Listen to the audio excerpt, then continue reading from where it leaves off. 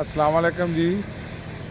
मैं तुहाडा अपना भरा पंजाबी चैनल का मुजम्मल गुजर। की हाल चाल अल्लाह ताला दे घर उम्मीद आ कि तुसीं सब ठीक होवोगे। मैं देखने वाले असीं इत्थे बैठे सी, बारिश हो के हटी ते मौसम बड़ा प्यारा सी।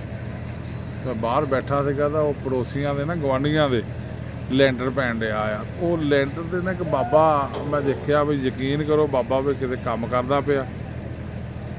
पुरानियां खुराकां खाधियां है ना, ਉਹ ਬਾਬਾ ਜੀ ਦੀਆਂ ਜਿਹੜੀਆਂ ਹੈਗੀਆਂ ਨਾ ਉਹ ਦੇਖਣ ਵਾਲੀਆਂ ਕਿ ਬਾਬਾ ਜੀ ਜਿਹੜੇ ਆ ਨਾ ਉਹ ਮਾਸ਼ਾਅੱਲਾ ਚੰਗਾ ਸਪੀਡ ਦੇ ਨਾਲ ਨਾ ਮੁੰਡਿਆਂ ਤੋਂ ਜ਼ਿਆਦਾ ਕੰਮ ਕਰਦੇ ਪਏ ਇਸ ਉਮਰ ਦੇ ਵਿੱਚ। ਤੇ ਮੈਂ ਤੁਹਾਨੂੰ ਕੰਮ ਕਰਦੇ ਇੰਨੀ ਸਪੀਡ ਨਾਲ ਆ ਜਾ ਰਹੇ ਆ। ਆਹ ਦੇਖੋ ਉਹ ਕੜਾਈ ਜਿਹੜੀ ਸਿੱਟ ਕੇ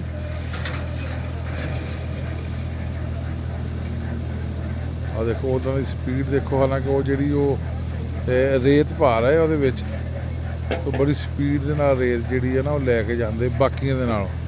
ਬਾਕੀ ਬੰਦੇ ਸਾਰੇ ਢੇਲੇ ਢੇਲੇ ਤੇ ਬਾਬਾ ਜੀ ਇਸ ਉਮਰ ਦੇ ਵਿੱਚ ਵੀ ਬਹੁਤ ਜ਼ਬਰਦਸਤ ਤਰੀਕੇ ਦੇ ਨਾਲ ਆ ਦੇਖੋ ਇਕੱਲੇ ਕੜਾਈ ਪਾਉਂਦੇ ਆ ਤੇ ਇਕੱਲੇ ਲੈ ਕੇ ਜਾਂਦੇ ਆ। ਇਹ ਪੁਰਾਣੀਆਂ ਖੁਰਾਕਾਂ ਜੀ ਬਾਬੇ ਹੁਣ ਖਾਧੀਆਂ ਹੋਈਆਂ ਆ।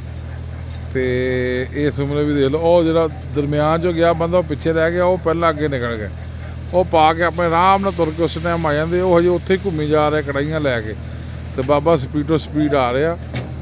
ਇਹ ਹੁੰਦੀ ਆ ਮਿਹਨਤ ਹੱਕ ਹਲਾਲ ਦੀ। ਤੇ ਯਕੀਨ ਕਰੋ ਬਾਬੇ ਵੱਲ ਦੇਖ ਕੇ ਮੈਨੂੰ ਬੜੀ ਖੁਸ਼ੀ ਹੋਈ।